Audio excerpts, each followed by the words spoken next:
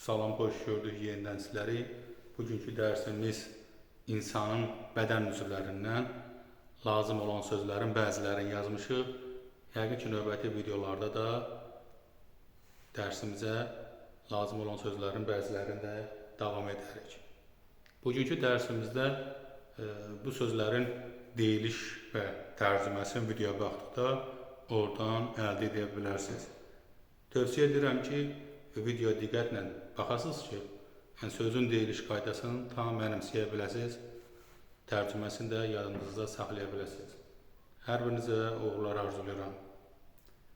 Head, baş. Hair, saç. Face, üz, yaxud da sifət. Nose, burun. Ear, qulaq. Eye, göz. Mouth, ağız. Cheek, yanaq. Bu sözləri, yəni deyiliş və yazılışın diqqətlə qulaq assaz, yəni yazılışını biz burada yazmışıq, düzdür. Amma tərcüməsi ilə tələffüzün videoya diqqətlə baxanda oradan əldə edəsiniz. Videoya baxdığınız üçün təşəkkürlər. Videonu bəyənib, paylaşmağı və abunə olmağı da unutmayasınız. Hər birinizə uğurlar arzulayıram.